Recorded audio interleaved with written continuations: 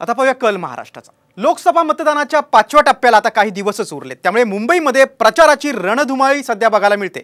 मुंबईतला महत्त्वाचा मतदारसंघ म्हणजे दक्षिण मध्य मुंबई। अनेक वर्षांपासून शिवसेनेचा गड असलेल्या या मतदारसंघात शिवसेनेच्या 2 गटात लढत बघायला मिळते। कल महाराष्ट्रामध्ये आढावा घेऊया मुंबई दक्षिण मध्य मतदारसंघाचा। मुंबई दक्षिण मध्यचा खासदार कोण? शिवसेनेच्या 2 गटात लढत।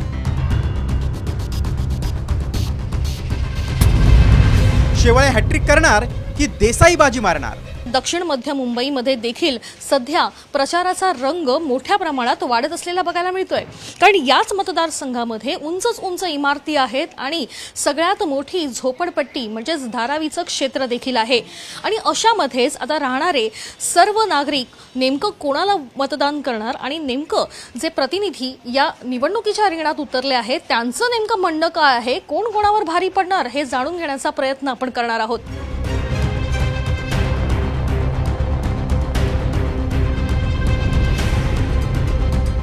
दक्षिण मध्य मतदारसंघ म्हणजे हार्ट ऑफ मुंबई। लोकसभा निवडणुकीत मुंबईच्या या मध्यवर्ती मतदारसंघात काटेकी टक्कर बघायला मिळते, कारण पारंपरिक शिवसेनेचा हा मतदारसंघ आहे। यंदा शिवसेना विरुद्ध शिवसेना अशी लढत बघायला मिळते। एकेकाळचे मित्र आता पक्क्या वैरीप्रमाणे निवडणुकीच्या मैदानात उतरले। ठाकरे गटाचे राज्यसभेचे खासदार अनिल देसाई विरुद्ध शिंदे गटाचे विद्यमान खासदार राहुल शेवाळे अशी चुरशीची लढत बघायला मिळते। 1991 ते 2009 त्यानंतर 2014 ते 2024 पर्यंत या मतदारसंघावर शिवसेनेची सत्ता होती। राहुल शेवाळे 2दा निवडणूक जिंकलेत। धारावीचा पुनर्विकास, बैठ्या अरुंद चाळींच्या ठिकाणी सोयी सुविधा, रुग्णालय, लहान कारखान्यांचा विकास असे विकासाचे मुद्दे घेऊन राहुल शेवाळे मतदारांना सामोरे जात आहेत। ठिकाणी लोकांना आहे त्या ठिकाणीच आम्ही घरं देणार आहोत। त्यांना जे अभिप्रेत असलेलं स्क्वेअर फीटचं घर या ठिकाणी देण्याचा निर्णय झालेला आहे। सर्वे करून पात्र अपात्रच्या बाबतीत पण लोकांच्या मनात जो संशय होता तो दूर करून जास्तीत जास्त लोकांना पात्र करून या ठिकाणी त्यांचं पुनर्वसन कसं होईल त्याचं पूर्ण प्लॅनिंग आणि मास्टर प्लॅनचं काम आता चालू आहे। विविध आर्किटेक्ट या ठिकाणी अपॉइंट केलेलं आहे आणि मला संपूर्णतः विश्वास आहे येणाऱ्या 7 वर्षामध्ये हा धारावी रिडेव्हलपमेंटचा प्रोजेक्ट पूर्ण होईल।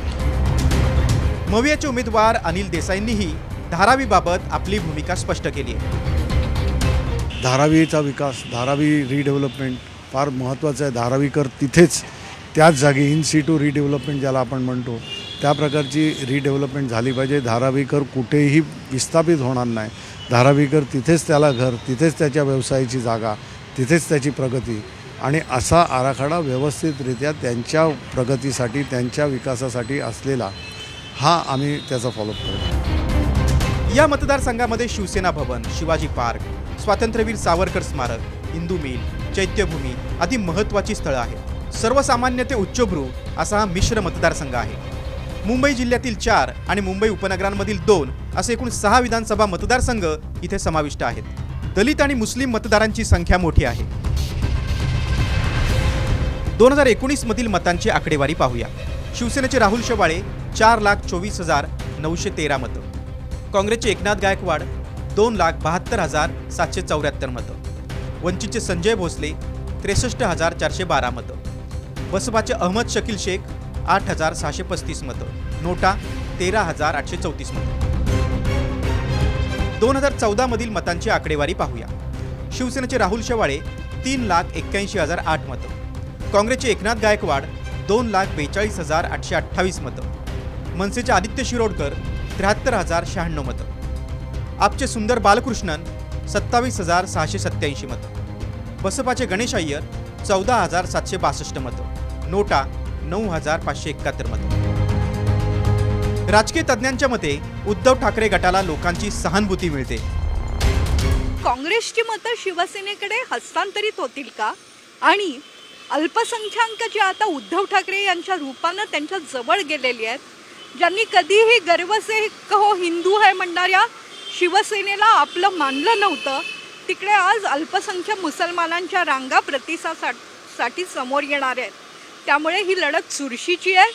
शिवसेना विरुद्ध शिवसेना अशा ज्या मुंबईतल्या अत्यंत महत्त्वाच्या लढती आहेत त्यातली ही एक लढत आहे। या मतदारसंघामध्ये बहुभाषिक लोक आहेत। 2014 आणि 2019च्या निवडणुकीत शिवसेनेचा लढा काँग्रेससोबत होता। मात्र आता शिवसेनेचा लढा हा शिवसेनेशी आहे. निष्ठा, गद्दारी, हिंदुत्व हे सगळे मुद्दे आहेतच. शिवसेनेच्या 2 गटातील लढ्यामध्ये सर्वसामान्य नागरिक मात्र विकासाची वाट शोधतायत. जो विकास करेल त्यालाच आमचं मत, असं मतदार राजा म्हणतोय. आता 4 जूनलाच कळेल जनतेचा कौल कोणाच्या बाजूने आहे. दक्षिण मध्य मुंबईमध्ये खरी लढत आहे ती शिवसेना विरुद्ध शिवसेना. अर्थात हा गड जो आहे तो पारंपरिक शिवसेनेचाच आहे. मात्र कोणती शिवसेना हा गड राखेल हे पाहणं देखील तितकंच महत्त्वाचं आहे.